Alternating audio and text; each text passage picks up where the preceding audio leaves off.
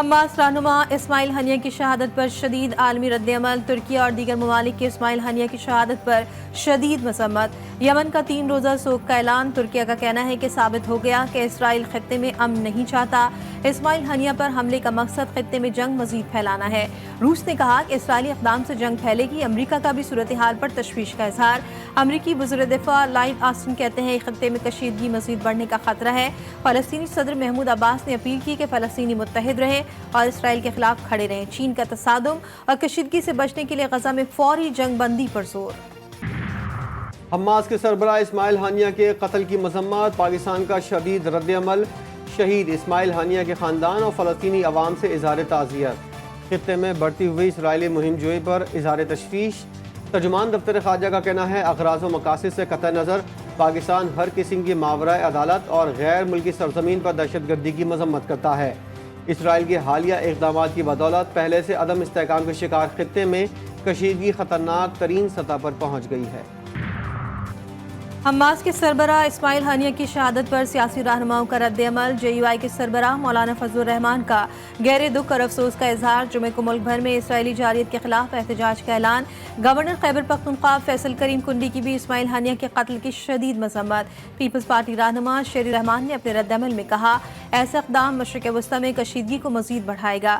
لیگی رہنما مشاہد حسین سید نے حملے کو ایرانی سیکیورٹی اور انٹیلیجنس اداروں کی بڑی ناکامی قرار دیا۔ اسماعیل ہنیہ کی شہادت پر ایم کیو ایم کا بھی شدید غم و غصے کا اظہار۔ اسماعیل ہنیہ کی شہادت کی خبر کی کوریج کرنے والے صحافی بھی شہید۔ الجزیرہ ٹی وی کے نمائندے اور کیمرہ مین کو نشانہ بنایا گیا۔ اسرائیل نے صحافیوں کی گاڑی پر میزائل داغا۔ لبنان کے دارالحکومت بیروت پر اسرائیلی لڑاکا طیاروں کا حملہ، 2 بچوں سمیت 3 افراد جاں بحق، 74 زخمی۔ اسرائیلی فوج نے دعویٰ کیا ہے کہ حملے میں حزب اللہ کمانڈر فواز شکر بھی مارے گئے۔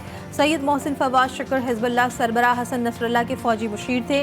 امریکہ نے ان کے سر کی قیمت $50 لاکھ مقرر کی تھی۔ اسرائیلی وزیراعظم کا سرنڈر نہ کرنے کا اعلان، فواز شکر کی شہادت پر کہا فواز شکر دنیا کا سب سے بڑا دہشت گرد تھا۔ مجدل الشمس کے قتل کا بدلہ لینا ضروری تھا۔ ہر پریشر کا مقابلہ کر کے حماس کا خاتمہ کریں گے۔ غزہ میں اسرائیلی جارحیت تھم نہ سکی، غزہ کے نصیرات کیمپ میں صہیونی بمباری سے درجنوں فلسطینی شہید، کئی زخمی۔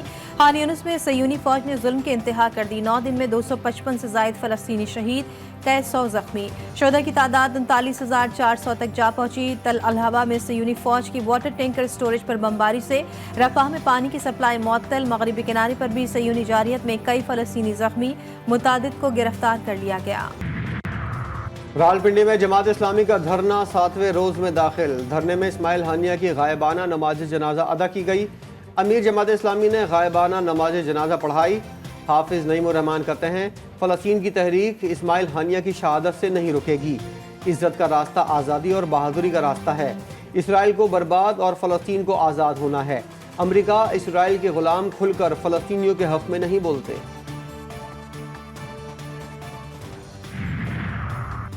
حکومتی اور جماعت اسلامی وفود کے درمیان مذاکرات کا دوسرا دور بھی ختم، جماعت اسلامی کا مطالبات کی منظوری تک دھرنا جاری رکھنے کا اعلان۔ لیاقت بلوچ کہتے ہیں حکومتی کمیٹی کے 4 ممبران نے ہمارے مطالبات کا جائزہ لیا اور اتفاق کیا۔ بجلی بل ادا کرنا عوام کے لیے مشکل ہو چکا، حکومت ٹیکسز کا خاتمہ کرے، سرکاری سطح پر مفت خوری کو ختم کیا جائے۔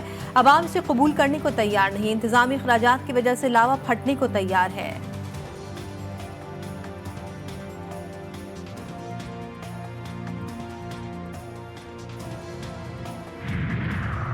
لوکل انتظامیہ اور بلوچ یکجہتی کمیٹی کے درمیان مذاکرات کامیاب، بلوچ یکجہتی کمیٹی نے بلوچ راچی مرچی ختم کرنے کا عندیہ دے دیا۔ وزیر اعلیٰ بلوچستان سرفراز بگٹی کہتے ہیں کسی جتھے کو اجازت نہیں دیں گے کہ بلوچستان پر حکمرانی کرے۔ گمشدہ افراد کے حوالے سے افواہیں پھیلائی جا رہی ہیں، ہم نے مذاکرات کے دروازے کھلے رکھے ہیں۔